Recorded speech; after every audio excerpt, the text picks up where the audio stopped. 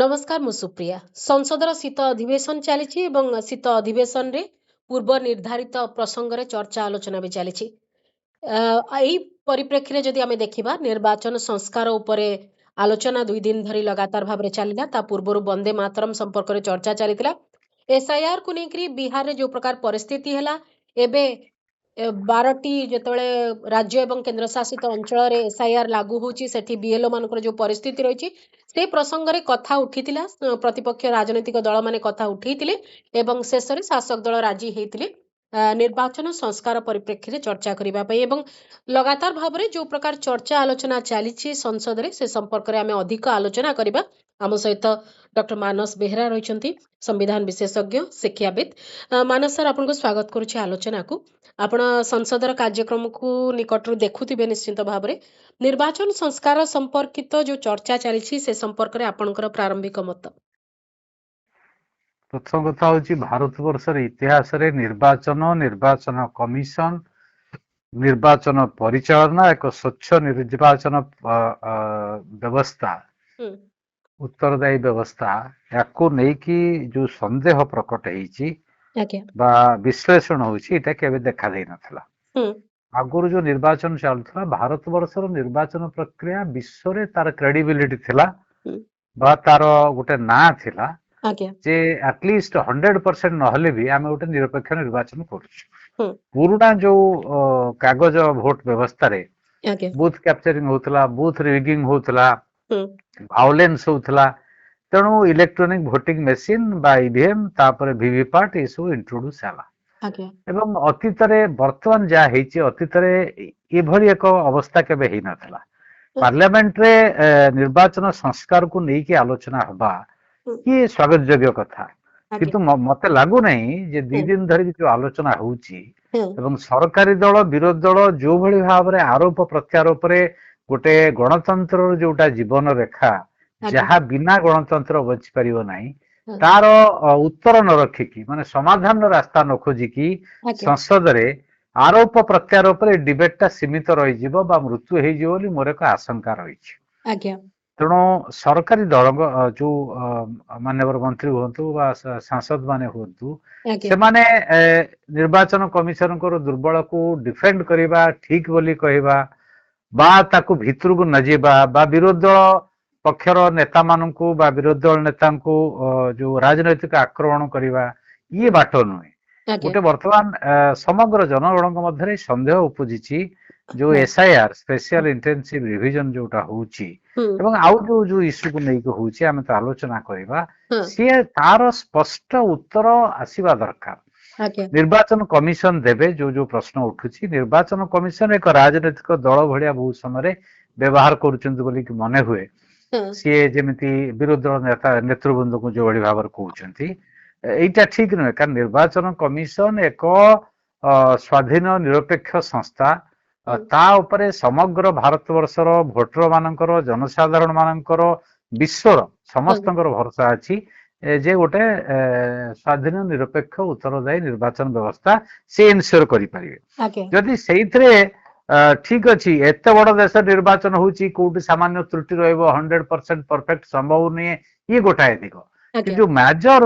Policy process रे नीतिगत प्रक्रिया रे वोटिंग प्रक्रिया रे निर्वाचन प्रक्रिया रे जदि त्रुटि रुए ताले समग्र निर्वाचन व्यवस्था को यह प्रभावित करिवो दुर्बल करिवो एवं सबुठार इथरो बड़ विपद होउची जे भारत वर्ष रे गणतंत्र बंचिबो कि नाही रहिबो कि नाही या ऊपर कोन प्रश्नवाची सृष्टि निर्दिष्ट आवर आसेउ गले आगु जो व्यवस्था थला ताकू जो सरकार बदलैले से निर्वाचन आयोग को नियुक्ति संपर्क रे जे आगुरु थिले गोटे बड़ प्रसंग भी हेची चर्चा बेले नहीं स्वाभाविक जहाँ को पचारे से कहबे एथरे विशेष पंडितर संविधान संपर्क रे नाही आपण तो गोटे बड़ जो आयोग भारत वर्ष निर्वाचन दायित्व रे जे रहिबे तांकर द्वारा नियुक्ति हबो तो एटा निरपेक्ष हबो निरपेक्ष माने जदि गोटे टीम रे सरकारी दल 2 जण रहिले माननीय प्रधानमंत्री माननीय गृह मंत्री एवं विरोधी दल नेता ताहले तो ऑटोमेटिक बाय नंबर तांका सपक्ष रे सरकार सपक्ष रे चली गला सरकार जाहु चाहिबे त नियुक्त करियो आ निरपेक्ष कोठी हला तो सेठी CJI chief justice of India बा न्यायपालिकार जी भी सीनियर जज हुंतु गोटे निरपेक्ष व्यक्ति बा कौन से अनुष्ठान प्रतिनिधित्व था ताहले ये प्रश्नटा उठी न था आगे एटा गोटे ठीक हो ना एटा समस्ते अनुभव करूछंती ये संपर्क रे सॉल्यूशन कौन सरकार को उत्तर कौन सरकार ए क्षेत्र में पदक्षेप नेबे कि पुणी पूर्व अवस्था को फेरिबे कि ये हला गोटाए कथा आगे सेकेंड गुरुत्वपूर्ण प्रश्न हला जोटा एसआईआर को लेके हिची एसआईआर तो एक्चुअली कौन गोटे special intensive region people's representation act रे बा संविधान ने तार व्यवस्था नहीं आपण सहित आगुरी ये संपर्क में डिटेल आम आलोचना करूँ तार संवैधानिक स्थिति की जाऊ नहीं खाली गोटाए कथा कहवाक चाहूँगी भोटर तालिका प्रस्तुत करवा ताकू रिविजन करवा ताकू त्रुटि सुधारिबा आनिबा ये संपूर्ण भाव में संवैधानिक अधिकार निर्वाचन आयोग से कार किसी हस्तक्षेप करिपरिबा कथा नुहे करवा उचित नहीं से तार संपूर्ण भाव में संवैधानिक क्षमता ताकू कई प्रश्न करूनाती करवा उचित नहीं भोटर तालिका से तैयारी करिवो किंतु भोटर तालिका को नहीं जो प्रश्न उठिवो ताकू निर्वाचन कमिशन निश्चित उत्तर दवा उचित जदि जड़े ब्राजिलियन मॉडल ना फोटो 22 थर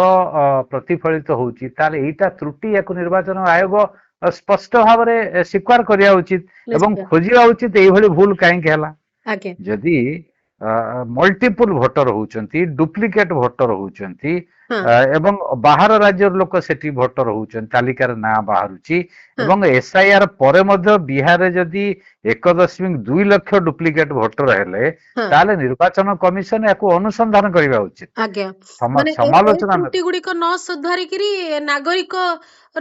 परिभाषा देखा जो निर्वाचन आयोग जाउछंती सब भूल भाल होउची जोटी प्रश्न उठुची जोटा तांकर काम नुहे किंतु गोटे कथा मु जानिया को चाहूची माने सर जेते बेले आमे एई जो चर्चा भितर आमे देखिले गोटे बड़ प्रसंग आसिला जे निर्वाचन आयोगों को ऊपर जदि कोनोसी प्रश्न आसे से कोनोसी प्रकार कथा आसीबो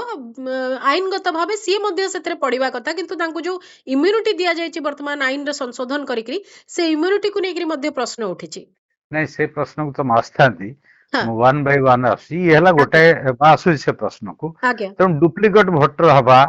बा जनक ना भूल ले रहिबा इटा गोटे एक्सेप्शन जदि व्यतिक्रम भाव रे का ना भूल ले रहि जाइछि रिपीट हेछि अलगा कथा किंतु लक्षाधिक हुए तार संख्या तो ये कोट ना कोट ये प्रक्रिया रो प्रश्नवाची सृष्टि करछि संदेह सृष्टि करछि याकु स्पष्ट उत्तर निर्वाचन आयोग रखिया कथा कारण तांकर संवैधानिक दायित्व होउछि गोटे फुल प्रूफ इलेक्शन सिस्टम सी राष्ट्र रे बा देश रे निश्चित करेबी जोटा 100% प्रूफ हबो एवं गोटे सेकेंड जोटा आपण कहउचंती जे ता प्रश्न को आसिया पूर्वरु मा गोटे कथा एटी गुरुत्वपूर्ण कथा कहयउ चाहूची जे ये वर्तमान व्यवस्था हेछि सीसीटीवी रो फुटेज 45 डेज रहिबो तापर तो ध्वंस करा जिवो तो संदेह वास्तव कोर्ट रे केस करिया पे जो टाइम अछि के दिन अछि जदि जड़े गोटे प्रार्थी बा दल कोर्ट रे केस करि परला नाही तापर एविडेंस कोन रहइबो तो ए जो इरेजिंग डाटा माने तथ्य को इरेज कर दवा हटै दवा बा पूरा ताको पोछि दवा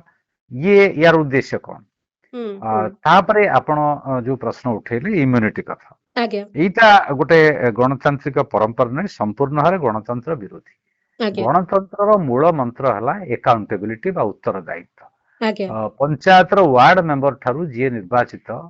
सरकारी कर्मचारी सरकारी अधिकारी से पियन ठारू चीफ सेक्रेटरी पर्यंत प्रधानमंत्री ठारू अलगा निर्वाचित सदस्य सरकार तहबिलु जो माने दरमा नौछंती एवं सरकारी दायित्व अच्छंती संवैधानिक पदपदवी अच्छंती से माने डेफिनेटली उत्तरदायी ये होची गोटे गणतंत्र परिभाषा गणतंत्र मूल मंत्र गणतंत्र गोटे प्रिंसिपल तेणु निर्वाचन आयोग इम्यून हो गले कौन कार्यानुष्ठान ग्रहण करा जाई परिबो नाही निर्वाचन समय जो करुथिबे से इटा संपूर्ण भाव में केवल त्रुटिपूर्ण नुहे एटा गणतंत्र विरोधी संविधान विरोधी आईन विरोधी कहीं ना जड़े इम्यूनिटी रहिबा दरकार जे तांको ऊपर आक्रमण हो पारिबो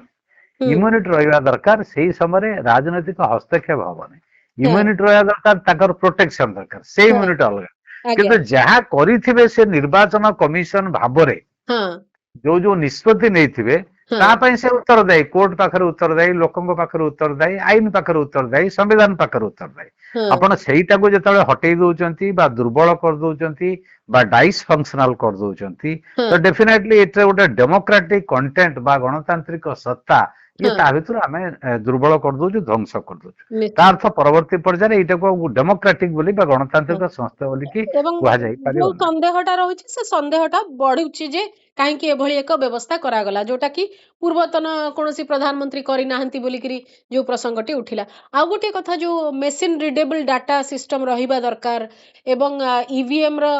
ଯୋଉ ବ୍ୟବସ୍ଥା ରହିଛି ସେ ବ୍ୟବସ୍ଥାଟି କଣ ଏକ୍ଜାକ୍ଟଲି ତା ଭିତରେ ଆମେ ଜାଣିବା ଦରକାର, ଏଇ ଯୋଉ କଥା ଗୁଡିକ ଆସିଛି ଚର୍ଚ୍ଚା ପାଇଁ। ଯୋଉଟା ଭିଭିପାଟ ମେସିନ ବା ଅଭିଯୋଗ ହଉଛି, ତାର ସତ୍ୟତା ଥାଉ ବା ମିଛ ହଉ, କିନ୍ତୁ ତାର ଉତ୍ତର ଦରକାର। ଅଭିଯୋଗ ହଉଛି ଆମେ ଗୋଟେ ନିର୍ଦ୍ଦିଷ୍ଟ ଦଳର ସିମ୍ବଲରେ ମାରିଲା ବେଳକୁ ଆଉ କାହା ପାଖକୁ ଭୋଟ ପଳଉଛି।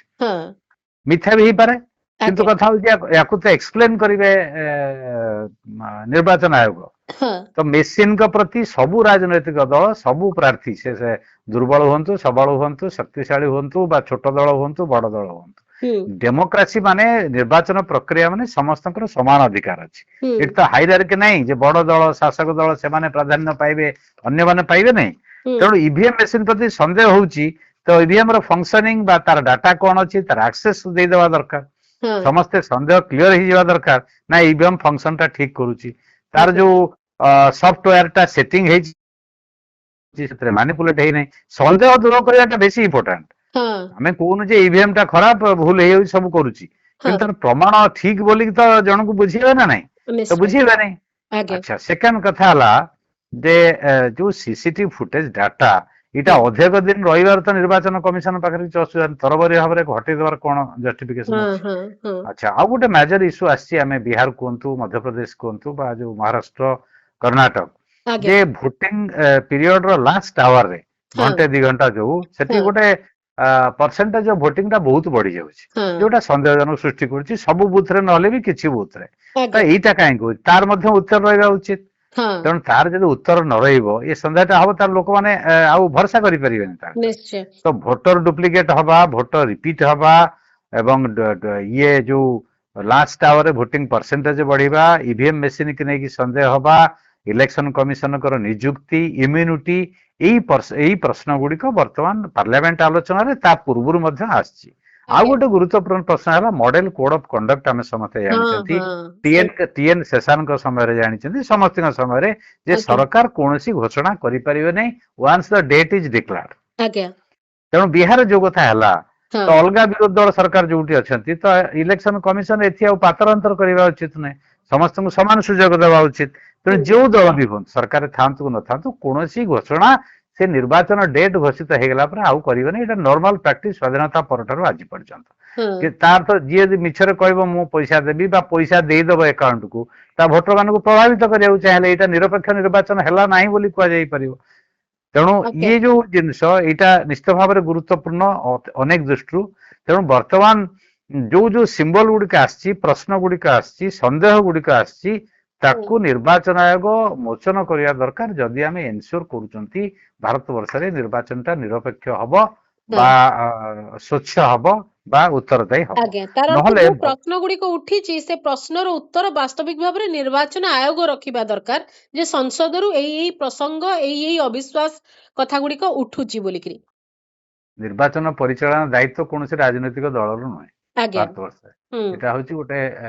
ନିରପେକ୍ଷ ସଂସ୍ଥା, ନିର୍ବାଚନ ଆୟୋଗ। ନିର୍ବାଚନ ଆୟୋଗ ଭାରତ ବର୍ଷରେ ନୂଆ ନୁହେଁ, ଅନେକ ଅଭିଜ୍ଞତା ଅଛି, ଅନେକ ସଫଳତାର ସହିତ ଏଫିସିଏଣ୍ଟଲି ସେମାନେ ନିର୍ବାଚନ ପରିଚାଳନା କରିଛନ୍ତି, ଧନ୍ୟବାଦର ମଧ୍ୟ ପାତ୍ର ହେଇଛନ୍ତି।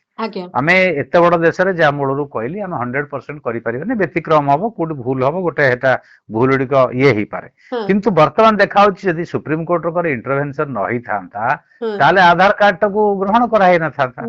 ତେଣୁ ଗ୍ରହଣ କରାଯାଇଥିଲେ କେତେ ଲୋକ କଟି ଯାଇଥାନ୍ତେ ବିହାରରେ ବା ଅଲଗା ରାଜ୍ୟରେ। ତେଣୁ ଯୋଉ ନାଗରିକତାର ପ୍ରମାଣ ପତ୍ର, ତାର ଦାୟିତ୍ୱ ହଉଛି ହୋମ ଡିପାର୍ଟମେଣ୍ଟର, କେନ୍ଦ୍ର ସରକାରଙ୍କର। ମୁଁ ନାଗରିକ ନୁହେଁ ସେ କଥା ମୁଁ ତାଙ୍କ ପାଖରେ ପ୍ରମାଣ ଦେବି, ସିଏ କରିବେ। ନିର୍ବାଚନ କମିଶନଙ୍କର ଏଠି କିଛି ଭୂମିକା ନାହିଁ। ନିର୍ବାଚନ କମିଶନ କେବଳ ଡକୁମେଣ୍ଟ ଭେରିଫାଏ କରିବେ। ସେ ଡକୁମେଣ୍ଟରେ ଆଧାର କାର୍ଡ ରହିବା ଉଚିତ ବା ଅଲଗା ଯୋଉଗୁଡା ଆଗରୁ ଥିଲା, ଯାହାକୁ ନେଇକି ମୁଁ ଭୋଟ ଦେଇପାରୁଛି, ତାକୁ ନେଇକି ମଧ୍ୟ ନାଁଟା ମୋର ଭୋଟର ଲିଷ୍ଟରେ ରହିପାରିବ। ଯଦି ଡୁପ୍ଲିକେଟ ଅଛି ବା ଯଦି ଭୁଲରେ ମୋ ନାଁ ଅଛି ତାକୁ ନିର୍ବାଚନ ଆୟୋଗ ଦେଖିବା ପାଇଁ କରିପାରିବ। ତାପରେ ଆଜ୍ଞା ଯୋଉ ପ୍ରଶ୍ନ ଉଠୁଛି ବିଏଲଓ ମାନଙ୍କର ଆତ୍ମହତ୍ୟା ପ୍ରବଣତା, ହଁ ଗୋଟେ ହଁ ଦେଶର ଗୋଟେ ସଂସ୍ଥା ସେ କଣ ଏମିତି କାମ କରିବ, ଏତେ ମେଣ୍ଟାଲ ପ୍ରେସର ଦବ ଯେ ଗୋଟେ ପ୍ରେସର ପଡିବ କର୍ମଚାରୀ ମାନଙ୍କ ଉପରେ, ସେ ଆତ୍ମହତ୍ୟା କରିବେ? ଆଜ୍ଞା କର୍ମଚାରୀ ମାନେ ରାଷ୍ଟ୍ର ପାଇଁ ଉତ୍ସର୍ଗୀକୃତ କାମ କରିବେ। ହଁ କାମ କରିବାର ଅର୍ଥ ନୁହେଁ ଯେ ଗୋଟେ ପ୍ରାଇଭେଟ ବିଲ୍ ଆସିଛି ଆପଣ ଜାଣିଥିବେ ଯେ ଆଜ୍ଞା ଅଫିସିଆଲ ଆୱାର ପରେ କୌଣସି ଅଧିକାରୀ ତାଙ୍କର ଅଧସ୍ତନ କର୍ମଚାରୀ ବା କାହାକୁ ଅଫିସ ଆୱାର ଫୋନ ପରେ ଅଫିସ କାମ କରିପାରିବେନି ହଁ ନେଇକି ଫୋନ କରିପାରିବେ ନାହିଁ। ହଁ ତା ସେ କଥା ଆମେ ଗୋଟେ ପଟରେ ଆଲୋଚନା କଲା ବେଳେ, ହଁ ଆର ପଟରେ ଆମେ କହୁଛୁ ବିଏଲଓ ମାନେ ପୁରା ଏତେ ହାଇଲି ପ୍ରେସରାଇଜ ହେଇଯିବେ ସେ ଆତ୍ମହତ୍ୟା କରିବେ। ହଁ ତେଣୁ ହଁ ତାଙ୍କୁ ନର୍ମାଲି କରେଇଲେ ଅସୁବିଧା କଣ ହଉଛି? ଏଇଟା ଅର୍ଜେନ୍ସି କଣ ସ୍ୱାଧୀନତା ପରେ ଅର୍ଜେନ୍ସି ନଥିଲା, ଏସଆଇଆର ହଉନଥିଲା, ଭୋଟ ଠିକ ଚାଲୁନଥିଲା, ନା ଲୋକମାନେ ଭୋଟ ଦଉନଥିଲେ, ଆଜ୍ଞା ନା ଦଳ ମାନେ ନିର୍ବାଚିତ ହେଇକି ଆସୁନଥିଲେ? ଆଜ୍ଞା ତେଣୁ ମାନବ ଏତେ ସାର୍, ଯୋଉ କଥା ଆପଣ ବର୍ତ୍ତମାନ କହିଲେ, ଯୋଉ ଚର୍ଚ୍ଚା ଗୁଡିକ ହେଇଛି, ବାସ୍ତବିକ ଭାବରେ କଣ ନିର୍ବାଚନ ସଂସ୍କାର ଦୃଷ୍ଟିକୋଣରୁ ଏଇତିକ ସୁଧୁରିଲେ ସବୁ ଜିନିଷ ସୁଧୁରିଯିବ, ନା ଆହୁରି ବି କିଛି କଥା ଅଛି ଯୋଉଟା ଅନେକ ନିର୍ବାଚନ? କଥା ଅଛି। ଆମର ବଡ ଚ୍ୟାଲେଞ୍ଜ ଭାରତ ବର୍ଷରେ ତିନିଟା ସି ଥିଲା ନିର୍ବାଚନରେ: କ୍ରାଇମ, କମ୍ୟୁନାଲିଜିମ ଆଣ୍ଡ କରପସନ। ଆଚ୍ଛା ତେଣୁ ଯୋଉଟା ସୁପ୍ରିମକୋର୍ଟ ବନ୍ଦ କରିଦେଲେ, ଇଲିଗାଲ କହିଲେ, ଯୋଉ ବଣ୍ଡ, ଇଲେକ୍ଟୋରାଲ ବଣ୍ଡ, ହଁ ସେ ଗୋଟେ ଭୟଙ୍କର ଆକ୍ରମଣ ଥିଲା ନିରପେକ୍ଷ ବ୍ୟବସ୍ଥା ପ୍ରତି। ଗୋଟେ ତା ଲେଭେଲ ଅର୍ଥ ପ୍ଲେଇଂ ଫିଲ୍ଡ ମିଳିବ ନାହିଁ। ସାଧୁ ସଚୋଟ ଲୋକ, ଗରିବ ଲୋକ, ସେ ନିର୍ବାଚନ ପ୍ରକ୍ରିୟାରୁ ତାକୁ ଟୋଟାଲ ବାଦ ଦେଇ ଦିଆଯିବ। ଏଇଟା ଗୋଟେ କର୍ପୋରେଟ ନିୟନ୍ତ୍ରଣ ନିର୍ବାଚନ ହେଇଥାନ୍ତା ହଁ ଯଦି ଇଲେକ୍ଟ୍ରାଲ ବଣ୍ଡ ହେଇଥାନ୍ତା। କର୍ପୋରେଟ ଇଣ୍ଟରେଷ୍ଟ ଯୋଉଠି ଅଛି, ବଡ ବଡ ପୁଞ୍ଜିପତି ମାନଙ୍କର ଯୋଉଠି ସ୍ୱାର୍ଥ ଅଛି, ସେଇମାନେ ରାଜନୈତିକ ଦଳକୁ ପଇସା ଦେଇଥାନ୍ତେ, ରାଜନୈତିକ ଦଳ ମାନେ ତାଙ୍କ ପାଇଁ କାମ କରିଥାନ୍ତେ। ଗରିବ ହଁ ଲୋକର କିଛି କାମ ନଥାଏ, ତାଙ୍କ ପ୍ରତିନିଧି ସଂସଦରେ ବା ବିଧାନସଭାରେ କେହି ନଥାନ୍ତେ। ହଁ ସୌଭାଗ୍ୟବଶତଃ ସୁପ୍ରିମକୋର୍ଟ ତାକୁ ଇଲିଗାଲ କହିଲେ, ସେ ଗଲା। ଏଇ ଗୋଟେ ପ୍ରଥମ ଆକ୍ରମଣ ଯୋଉଟା କରପସନ କଥା କୁହାଗଲା। ହଁ କ୍ରାଇମ, ଅପରାଧ ହଉଛି, ଅପରାଧିକ ସଂଖ୍ୟା ଆସ୍ତେ ଆସ୍ତେ ଆମେ ଦେଖୁଛୁ ରାଜ୍ୟ ବିଧାନସଭାରେ ହଉ ବା ସଂସଦରେ ହଉ ଆସ୍ତେ ଆସ୍ତେ ବଢୁଛି, ହଁ ଅପରାଧିକ ପୃଷ୍ଠଭୂମି ଥିବା, ଅଭିଯୁକ୍ତ ଥିବା ଲୋକଙ୍କର। ତ ଆଜ୍ଞା ଭାରତ ବର୍ଷରେ କଣ କ୍ଲିନ ଲୋକ ନାହାନ୍ତି ପ୍ରତିନିଧିତ୍ୱ କରିବା ପାଇଁ? ହଁ ଥାର୍ଡ ଗୁରୁତ୍ୱପୂର୍ଣ୍ଣ କଥା ଆମେ ଡେଭଲପମେଣ୍ଟ ଦେଖୁଛୁ ରିସେଣ୍ଟ 2, 3, 4 ଦଶକ ଧରିକି, ଯେ କୋଟିପତି ବା ଯୋଉମାନେ ଧନୀ ତାଙ୍କର ପ୍ରତିନିଧିତ୍ୱ ବଢୁଛି ବିଭିନ୍ନ ପ୍ରତିନିଧି ସଭାରେ, ହଁ ସେ ସଂସଦ ହଉ କି ବିଧାନସଭା ହଉ। ଇଏ ଗୋଟେ ଡେଞ୍ଜରସ୍ ଟ୍ରେଣ୍ଡ। ସାଧାରଣ ଲୋକ, ଗରିବ ଲୋକ, ଶ୍ରମିକ ଶ୍ରେଣୀ, ଛାତ୍ର, ଯୁବ, ୟାଙ୍କ ବୟସଟା କିଏ ପ୍ରତିନିଧିତ୍ୱ କରିବ? ଇଏ ୟାଙ୍କର ରିଫର୍ମ ଦରକାର। ହଁ ଚତୁର୍ଥ କଥା ହେଲା ଯୋଉ ପଇସା, ସେଇଥିପାଇଁ ଇନ୍ଦ୍ରଜିତ ଗୁପ୍ତା କମିଟି ଯୋଉଟା ହେଇଥିଲା, ଯୋଉଟା ଆଜ୍ଞା ଏବେ ବିଚାରପତି ମାନେ ତାକୁ ଉଲ୍ଲେଖ କରିଛନ୍ତି, ତାକୁ ନେଇକି ମତାମତ ମଧ୍ୟ ଆସିଛି ହଁ ଯେ ସେଠି ଗୋଟେ ଷ୍ଟେଟ ଫଣ୍ଡେଡ ଇଲେକ୍ସନ, ହଁ ମାନେ ରାଜ୍ୟ ପ୍ରାୟୋଜିତ ନିର୍ବାଚନ ହବ। ହଁ ରାଜନୈତିକ ଦଳ ମାନେ ଟଙ୍କାଟେ ଖର୍ଚ୍ଚ କରିବା ନାହିଁ, ଇଲେକ୍ସନରେ ଯାହା ଖର୍ଚ୍ଚ ହବ ତାକୁ ରାଷ୍ଟ୍ର କରିବ, ଷ୍ଟେଟ କରିବ, ହଁ ଷ୍ଟେଟ ଫଣ୍ଡିଂ ହବ, ଏବଂ ଏଠି ଆଉ କରପସନ ୟାର ସ୍କୋପ ନଥିବ। ଇଏ ଆଜ୍ଞା ଗୋଟେ ବଡ ଡେଞ୍ଜର। ଆଉ ଗୋଟେ ବଡ ଯୋଉଟା ରିଫର୍ମ ଭାରତ ବର୍ଷ ଦରକାର, ପ୍ରପରସନାଲ ରିପ୍ରେଜେଣ୍ଟେସନ, ସମାନୁପାତିକ ପ୍ରତିନିଧିତ୍ୱ। ଇଏ ଆଚ୍ଛା ଯୋଉ ଭୋଟିଂ ହଉଛି 50% ରୁ +1 ବା ଅଧିକା ଯିଏ ଭୋଟ ପାଇଯାଉଛି, ତା ବିରୁଦ୍ଧରେ ଜଣେ 30% ଭୋଟ ପାଇକି ଜିତି ଯାଉଛି, 70% ତା ବିରୁଦ୍ଧରେ ହେଇକି ମଧ୍ୟ ସେ ଜିତି ପାରୁନି। ଇଏ ହଁ ଗୋଟେ ବଡ କୋଶ୍ଚିନ୍ ଆସୁଛି। ହୁଁ ତାପରେ ଆଉ ବଡ କୋଶ୍ଚିନ୍, ସେଟା ଯଦି ପ୍ରପୋର୍ସନାଲ ରିପ୍ରେଜେଣ୍ଟେସନ, ଗୋଟେ ପାର୍ଟି ଯେତିକି ଭୋଟ ପାଇଲା ତାର ଭାଗ ଯେତିକି ପଡିଲା ସେତିକି ସେ ପ୍ରତିନିଧି ସଂସଦକୁ ବା ଅଲଗାକୁ ପଠେଇବ। ୟା ପରେ ଡିବେଟ ହବା ଦରକାର। ମୁଁ ଆଜ୍ଞା କହୁନି ଯେ ଏଇଟା 100% ଠିକ, ଅତୀତର ଅନୁଭୂତି, ଏ ସବୁକୁ ନେଇକି ଆମେ ଆଲୋଚନା କରିକି ହଁ ଗୋଟେ ନିଷ୍ପତ୍ତି ନିଆଯାଇପାରେ। କିନ୍ତୁ ଆମେ ବର୍ତ୍ତମାନ କଣ କରୁଛୁ? ଆମେ ସେ ସମସ୍ୟାରୁ ଅନେକ ହଟି ଯାଇଛୁ। ମୂଳ ଯୋଉଟା ନିର୍ବାଚନ ସଂସ୍କାର ଦରକାର, ହଁ ତା ଭିତରକୁ ନ ଯାଇକି ଆମେ ବର୍ତ୍ତମାନ ନାଗରିକତ୍ୱ ପ୍ରମାଣ ପତ୍ର କଥା କହୁଛୁ। ଆମେ ଠିକ ବୋଲି କହୁଛୁ। ହଁ ଏଇଟା ଭଲ ହୁଅନ୍ତା ଯଦି ସରକାରୀ ଦଳ ତାର ଦାୟିତ୍ୱ ନେଇକି କୁହନ୍ତା, ନାଇଁ ନିର୍ବାଚନ ଆୟୋଗ ଏ ପ୍ରଶ୍ନର ଉତ୍ତର ଦଉ ଏବଂ ନିରପେକ୍ଷ ନିର୍ବାଚନ ଏନସିଓର କରିବା ପାଇଁ ହଁ ମୌଳିକ ଯୋଉଟା ଗୁରୁତ୍ୱପୂର୍ଣ୍ଣ ପ୍ରଶ୍ନ, ଆପଣ ଛୋଟ ଆଜ୍ଞା ଛୋଟ ପ୍ରଶ୍ନ ଛାଡି ଦିଅନ୍ତୁ। ହଁ ତେଣୁ ତା ଉପରେ ଏସଆଇଆର କଥା ହଉ ବା ଡୁପ୍ଲିକେସନ ଅଫ ଭୋଟ କଥା ହଉ, ଲାଷ୍ଟ ଆହୁରି ଅଧିକ ପରସେଣ୍ଟେଜ ଭୋଟ କଥା ହଉ, ହଁ ସିସିଟିଭି ଫୁଟେଜ କଥା ହଉ, ନିର୍ବାଚନ ଆୟୋଗକୁ ଇମ୍ୟୁନିଟି ଯୋଗେଇବା ବା ପୁରା ସୁରକ୍ଷା ଯୋଗେଇଦେବା କିଛି ଦାୟିତ୍ୱ ରହିବ ନାହିଁ ସେ କଥା ହଉ, ତାଙ୍କ ନିଯୁକ୍ତିରେ ଯୋଉ ନିରପେକ୍ଷତା କଥା ହଉ, ଇଏ ସବୁ ଜିନିଷ ଗୁଡିକ ଗୁରୁତ୍ୱପୂର୍ଣ୍ଣ ପ୍ରଶ୍ନ ଭାରତବର୍ଷର ଗଣତନ୍ତ୍ରର ଭବିଷ୍ୟତ ପାଇଁ, ଆଜ୍ଞା ଭାରତବର୍ଷର ଗୋଟେ ବିକାଶ ପାଇଁ, ଫ୍ୟୁଚର ପାଇଁ। ଆଜ୍ଞା ଆପଣ ଯଦି ଗଣତନ୍ତ୍ର ୱିକ୍ ହେଇଯିବ, ଭାରତବର୍ଷ ହେଇକି ରହିବନି। ନିଶ୍ଚୟ ତେଣୁ ଇଏ ପ୍ରଶ୍ନ ସହିତ ଅଲଗା ଯୋଉ ପ୍ରଶ୍ନ ଗୁଡିକ କହିଲି, କ୍ରାଇମ, କରପସନ ଏବଂ କମ୍ୟୁନାଲିଜିମ, ସାମ୍ପ୍ରଦାୟ, ଜାତି ନାଁରେ ଭୋଟ ହଉଛି। ଆମେ ହଁ କନଷ୍ଟିଚୁଏନ୍ସିରେ ହିସାବ କରୁଛୁ କୋଉ ଜାତି ଏଠି ଅଧିକ ସଂଖ୍ୟାରେ ଅଛି, ତା ଅର୍ଥ ରିକ୍ରିଏଟିଂ କାଷ୍ଟ। ଆମେ ହଁ ରାଜନୀତିରେ ପୁଣି ଥରେ ଜାତିକୁ ପୁନଃ ସୃଷ୍ଟି କରୁଛୁ। ତା ନିଶ୍ଚୟ ସହିତ ସମ୍ପ୍ରଦାୟ ଭିତ୍ତିରେ आमे कम्युनाल स्लोगान दउचे आगुरु थिला स्ट्रक्चर आस्तला इलेक्शन कमिशन पाखरु तमे सांप्रदायिक उत्तेजना कला भलिया भाषण देई परिबो नाही ହଁ बा संप्रदाय नारे भोट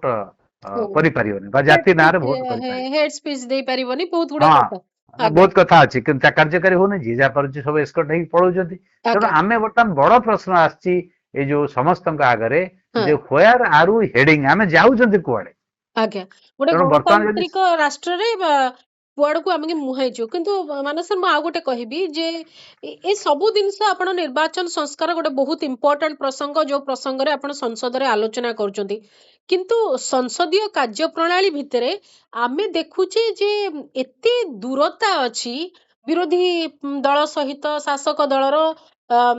ଗୋଟେ ଦୂରତା ତ ନୁହେଁ ଆମେ ତାକୁ ଶତ୍ରୁତା ବୋଲି କହିପାରିବୁ ଯୋଉ ପ୍ରକାରର କଥାବାର୍ତ୍ତା ଆମେ ଦେଖୁଛୁ ଯୋଉ ପ୍ରକାରର ଆଚରଣ ଉଚ୍ଚାରଣ ସଂସଦ ଭିତରେ ହଉଛି କୌଣସି ଏକ ପ୍ରସଙ୍ଗ ଉଠିଲା ବେଳକୁ ଆମେ ଅମିତ ଶାହା ଏବଂ ରାହୁଲ ଗାନ୍ଧୀଙ୍କର କଥାବାର୍ତ୍ତାର ଯଦି ପୁରା ପ୍ରକ୍ରିୟାଟିକୁ ଦେଖିବ ଆଶ୍ଚର୍ଯ୍ୟ ଲାଗିବ ଯେ ବାସ୍ତବିକ ଭାବରେ ଯଦି ସଡ଼କରେ ଏଇ ପ୍ରକାର ଜିନିଷ ସ୍ୱାଭାବିକ କିନ୍ତୁ ସଂସଦ ଭିତରେ ଏ ପ୍ରକାର ଦୃଶ୍ୟ କାହିଁକି ହବ ଏଇ ଯୋଉ ଜିନିଷ ଗୁଡିକ ଯେତେବେଳେ ଆସୁଛି ଟିକେ ଭୟ ବି ଲାଗୁଛି ଯେ ବାସ୍ତବରେ ଆମେ କୁଆଡକୁ ମୁହଉଛୁ ଆମ ଭିତରେ ଆଉ ସେଇ ମାନେ ଟିକେ ଯୋଉ ସୌଜନ୍ୟତାଟା ରହିବା କଥା ସେତିକ ବି ଆଉ ରହୁନି କି ଆରୋଗାନ୍ସ ଉଭୟ ପକ୍ଷର ପୁରା ମାନେ ପ୍ରତିଫଳିତ ହଉଛି ଯାହା ଜନତା ଜାଣି ପାରୁଛନ୍ତି ସେ ସ୍ଥିତି ଯାଇ କାହିଁ କଥା ଯାଉଛି ରାଜନୀତିରେ ଏକ ଗଣତାନ୍ତ୍ରିକ ରାଜନୀତିରେ ସବୁଠୁ ଗୁରୁତ୍ୱପୂର୍ଣ୍ଣ କଥା ହେଲା ଯେ ଆମେ ଯୋଉ କଲଚର ସଂସ୍କୃତି ସୌହାର୍ଦ୍ଦ୍ୟପୂର୍ଣ୍ଣ ବାତାବରଣ ହଁ ଏବଂ ଭାରତବର୍ଷର ସମ୍ବିଧାନ ଯୋଉ ତିଆରି ହେଇଛି ହଁ ଭାରତବର୍ଷର ଯୋଉ ପୃଷ୍ଠଭୂମି ସେଟା ହେଲା ଡେମୋକ୍ରାଟିକ କନସେନସସ୍ ବା ଗଣତାନ୍ତ୍ରିକ ସହମତି ହଁ ଡିଫରେନ୍ସ ଥିଲା ହୁଁ ଡକ୍ଟର ରାଜେନ୍ଦ୍ର ପ୍ରସାଦ କୁହନ୍ତୁ ବା ଇଏ କୁହନ୍ତୁ ଯେତେ ନେତା ସମ୍ବିଧାନ ପ୍ରଣୟନ ସଭାରେ ଥିଲେ ହୁଁ ସମସ୍ତଙ୍କ ଭିତରେ ମତ ପାର୍ଥକ୍ୟ ଥିଲା ତୀବ୍ର ମତ ପାର୍ଥକ୍ୟ ଥିଲା ହଁ ଆମ୍ବେଦକରଙ୍କର ନେହେରୁଙ୍କର ଥିଲା ଗାନ୍ଧୀଙ୍କର ଆମ୍ବେଦକରଙ୍କର ଥିଲା ତେଣୁ ଇଏ ସମସ୍ତଙ୍କର ଥିଲା କିନ୍ତୁ କେହି ଯୋଉ ଲକ୍ଷ୍ମଣ ରେଖା ଅତିକ୍ରମ କରୁନଥିଲେ ବା ବ୍ୟକ୍ତିଗତ ସ୍ତରକୁ ଯେ ଆକ୍ରମଣ କରିବା ଭାଷା ଯୋଉ ଗ୍ରହଣୀୟ ଯୋଉଟା ନୁହେଁ ହଁ ସେଭଳି ବ୍ୟବହାର କରିବା ଧମକ ଦବା ବା ଗୋଟେ ଆକ୍ରମଣାତ୍ମକ ଆଭିମୁଖ୍ୟ ରଖିବା ଏଇଟା ହଁ ଗଣତନ୍ତ୍ରର ବା ଗଣତାନ୍ତ୍ରିକ ସଂସ୍କୃତିର ପରମ୍ପରାର ପରିପନ୍ଥୀ ତେଣୁ ହଁ ଏଇଟା ଦାୟିତ୍ୱ ସମସ୍ତଙ୍କର କେବଳ ନିର୍ଦ୍ଦିଷ୍ଟ ରାଜନୈତିକ ଦଳ ବା ସରକାରଙ୍କର ନୁହେଁ କିନ୍ତୁ ବଡ ଦାୟିତ୍ୱ ସଂସଦକୁ ଚଳେଇବାର ହଉଛି ସରକାରୀ ଦଳର ସରକାରଙ୍କର କାରଣ ସିଏ ଆଜ୍ଞା ସରକାରରେ ଅଛନ୍ତି କନଫିଡେନ୍ସକୁ ନବା ବିରୋଧୀ ଦଳକୁ ସାଙ୍ଗରେ ରଖିବା ଅନ୍ୟମାନଙ୍କର ସନ୍ଦେହ ଦୂର କରିବା ଏଇ ସବୁ ଗୋଟେ ଡେମୋକ୍ରାଟିକ କଲଚର ଯଦି ଆଜ୍ଞା ଦେଶରେ ଗଣତାନ୍ତ୍ରିକ ସଂସ୍କୃତିଟା ଶକ୍ତିଶାଳୀ ରୁଦ୍ଧିବନ୍ତ ହେଲା ବ୍ୟାପକ ହେଲା ସିଏ ହୁଁ ଜନସାଧାରଣଙ୍କୁ ପ୍ରଭାବିତ କରିବ ଜନସାଧାରଣ ଭଲ ଭାବରେ ତାକୁ ନେବେ ଏବଂ ସେଇ ଡେମୋକ୍ରାଟିକ କଲଚର ଅଂଶ ବିଶେଷ ହବ ଏବଂ ଆଜ୍ଞା ଭବିଷ୍ୟତରେ ଯୋଉମାନେ ରାଜନୀତିକୁ ଆସିବେ ହଁ ସେମାନେ ତା ଦ୍ୱାରା ଅନୁପ୍ରାଣିତ ହେବେ ଆମେ ନେହେରୁଙ୍କ ଡିବେଟ ଦେଖିଛୁ ଆମେ ଅଟଳ ବିହାରୀ ବାଜପେୟୀଙ୍କର ଡିବେଟ ଦେଖିଛୁ ହଁ ଆମେ ସବୁ ସେ ରାଜୀବ ଗାନ୍ଧୀ କୁହନ୍ତୁ ଇନ୍ଦିରା ଗାନ୍ଧୀ କୁହନ୍ତୁ ଆମେ ପାର୍ଲାମେଣ୍ଟର ଅତୀତରେ ଡିବେଟ ଦେଖିଛୁ ଯୋଉଥିରେ ଭାରତବର୍ଷର ସଂସଦୀୟ ଇତିହାସ ଅତ୍ୟନ୍ତ ଗୌରବମୟ ବେଳେ ବେଳେ ବ୍ୟତିକ୍ରମ ହେଇଛି ନିମ୍ନ ସ୍ତରକୁ ଡିବେଟ ଯାଇଛି ଖୁବ ରେୟାର ତମେ ଆଜ୍ଞା କୁହନ୍ତୁ କିନ୍ତୁ ବର୍ତ୍ତମାନ ସେଇଟା ଆସ୍ତେ ଆସ୍ତେ ହଜିଯିବାକୁ ବସିଲାଣି ଆଚ୍ଛା ଆମେ ମୁଁ ଶେଷ ସେମା ପ୍ରତିକ୍ରିୟା ଚାହିଁବି ଶେଷ ପ୍ରତିକ୍ରିୟା ଆପଣଠୁ ଚାହିଁବି ଆ, ଏଇ ଯୋଉ 2 ଦିନର ଚର୍ଚ୍ଚା ହେଲା ନିର୍ବାଚନ ସଂସ୍କାରକୁ ନେଇକରି ସଂସଦରୁ ଯାହା ବି କିଛି ପ୍ରସ୍ତାବ ଆସୁଛି କିଛି କଥା କୁହାଯାଉଛି ଏ ସବୁ ମନ୍ଥନ ଭିତରେ ଆପଣଙ୍କୁ ଲାଗୁଛି ଯେ ୟା ପରବର୍ତ୍ତୀ ସମୟରେ କିଛି ତାର ଫଳ ରହିବ ନା ଇଏ ଚର୍ଚ୍ଚା କେବଳ ଚର୍ଚ୍ଚା ଭିତରେ ହିଁ ରହିବ ନାଇଁ ଆମେ ତ ଆଶା କରିବା ଯେ ସଂସଦ ଯେହେତୁ ଭାରତବର୍ଷର ସର୍ବୋଚ୍ଚ ଗଣତାନ୍ତ୍ରିକ ସଂସ୍ଥା ଏବଂ ଲୋକମାନଙ୍କର ପ୍ରତିନିଧିମୂଳକ ସଂସ୍ଥା ଏବଂ ଯୋଉମାନେ ଙ୍କୁ ଜନସାଧାରଣ ନିର୍ବାଚିତ କରିଛନ୍ତି ପ୍ରତିନିଧି ଭାବେ ଯେକୌଣସି ଦଳର ହୁଅନ୍ତୁ, ସେମାନେ ହଁ ବହୁତ ଦାୟିତ୍ୱବାନ ପରିପକ୍ୱ ତେଣୁ ସୌଭାଗ୍ୟର କଥା ଯେ ଆଜି ନିର୍ବାଚନ ସଂସ୍କାର ଗୁରୁତ୍ୱପୂର୍ଣ୍ଣ ପ୍ରସ୍ତାବ ଆସିଛି ଉଭୟ ସରକାରୀ ଦଳ ବିରୋଧୀ ଦଳ ମଧ୍ୟ ଅନେକ ପରିପକ୍ୱ ବକ୍ତବ୍ୟ ଦେଇଛନ୍ତି ହଁ ତା ସହିତ ମଧ୍ୟ ଆମକୁ ଯୋଉଟା ବ୍ୟଥିତ କରୁଛି ଗୋଟେ ଆକ୍ରମଣାତ୍ମକ ଦୃଷ୍ଟିଭଙ୍ଗୀ ବା ପରସ୍ପର ବିରୋଧୀ ଗୋଟେ ସହମତିର ଅଭାବ ଇଏ ଆମକୁ ବ୍ୟଥିତ କରୁଛି କିନ୍ତୁ ଆମେ ଆଶା କରିବା ଯେ ପାର୍ଲାମେଣ୍ଟ ଯଦି ନ କରିବ ଆଉ କରିବ କିଏ ଆଜ୍ଞା ପାର୍ଲାମେଣ୍ଟରେ ଯୋଉ ଆଲୋଚନା ହବ ଆଜ୍ଞା ସିଏ ଯଦି ଗୋଟେ ଭଲ ଅବସ୍ଥାକୁ ଆମକୁ ନ ନବ ଆଉ କରିବ କି ଆଉ ତ ହୋପ ନାହିଁ ହୋପଲେସ୍ ନିଶ୍ଚୟ ସାଧାରଣ ଲୋକ ଇଏ କରିବେ ଆଶା କରିବେ ଆଜ୍ଞା କିନ୍ତୁ ଯୋଉଭଳି ଭାବରେ ଡିବେଟ ହେଲା ହଁ ଏବଂ ଡିବେଟକୁ ନେଇକି ଯୋଉଭଳି ଭାବରେ ଚର୍ଚ୍ଚା ହେଲା ସଲ୍ୟୁସନ ଆଡକୁ ଗୋଟେ ନିହାତି ଉତ୍ସାହଜନକ ଡିବେଟ ହେଲା ବୋଲି ମତେ ଲାଗୁନାହିଁ ଯଦିଓ କିଛି ବହୁତ ଭଲ ଡିବେଟ ଥିଲା ଏବଂ ତା ଭିତରେ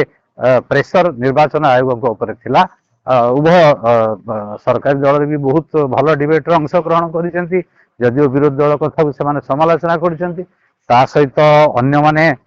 ବିରୋଧୀ ଦଳ ମଧ୍ୟ ବହୁତ ଭଲ ଡିବେଟ କରିଛନ୍ତି, ସରକାରକୁ ପ୍ରଶ୍ନ କରିଛନ୍ତି, ବିଶେଷ କରିକି ନିର୍ବାଚନ କମିଶନଙ୍କର ଯୋଉ ତ୍ରୁଟି ଅଛି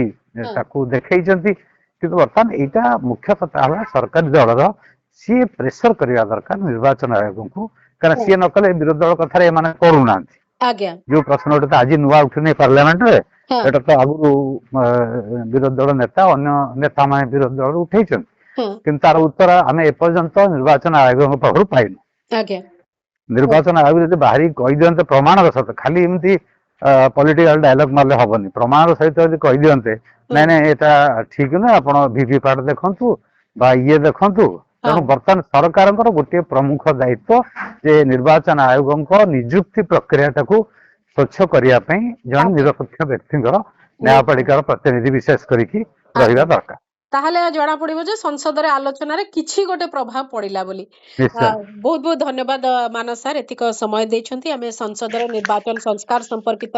ଚର୍ଚ୍ଚା ସମ୍ପର୍କରେ ଆଲୋଚନା କରୁଥିଲେ। ସ୍ୱତନ୍ତ୍ର ଆଲୋଚନାକୁ ଏଇଠି ରଖୁଛି। ନମସ୍କାର।